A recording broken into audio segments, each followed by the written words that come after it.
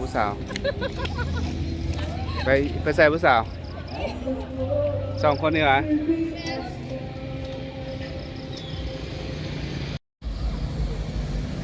สบายดีวันนี้มาเลาะแคมป์คลองเนาะแถวหาดดอนจันทร์เด้อพี่น้องบรรยากาศตอนยามแลงสดๆฮ้อนๆอันนี้คือมันกำลังก่อสร้างเนาะ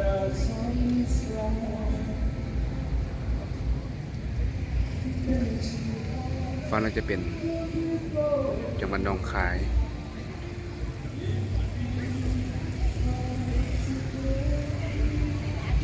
แล้วก็เป็นน้ำคลอง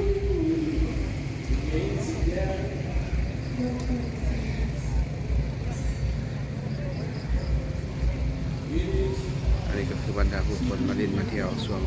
ตอนแรงเนาะอยากออกกำลังกายบ่ซื้อข้าวซื้อของ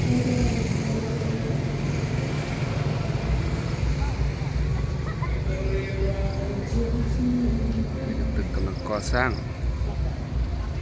รถน้ำพานะกำลังเล่นไปเล่นมา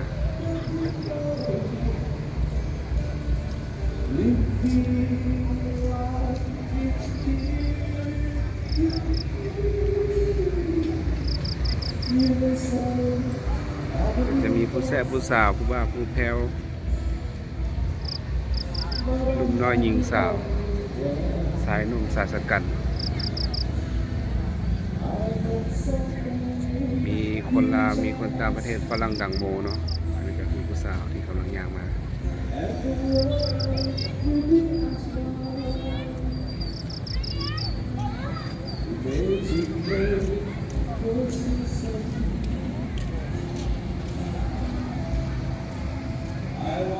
ผู้สาวเนาะสาวงามสาวงาม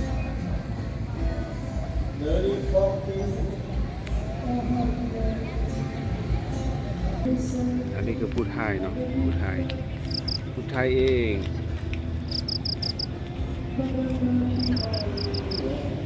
บรรยากาศตัวเลยบรรยากาศปลอดโปร่งดีผู้สาวไปใส่ผู้สาว2 คนนี่เหรอ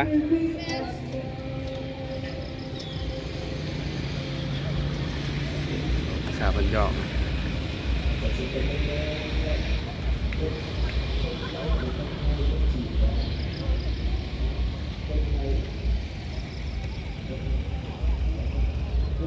บรรยากาศตอนแรงเนาะอากาศดีได้มันจะเซเบื้องอันบรรยากาศเนาะท้องฟ้าตาบินกำลังตกดินปูนอยู่ฝากคุณเนาะอันนี้คือด้วยฝรั่งหาผู้สาวกำลังไม้แล้วผู้สาวกำลังไม้แล้วเรียนผู้สาวแท้ๆเหมือนนี้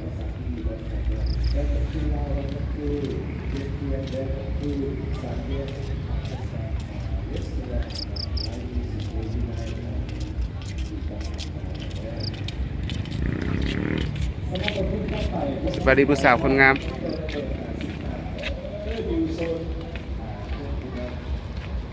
มีแต่ผู้สาวงาม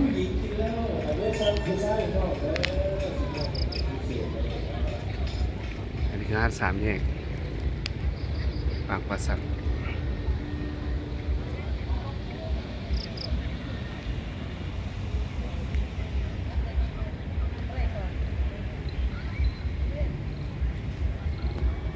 เบิ่งอีกครั้งสำหรับบรรยากาศก็ขอจบลงเพียงเท่านี้เนาะนั่นคือบรรยากาศตอนแรงเด้อพี่น้องนี่ก็คือ2 ล้อ 3 ฟันเนาะขอบใจที่เข้ามาเบิ่งเด้อ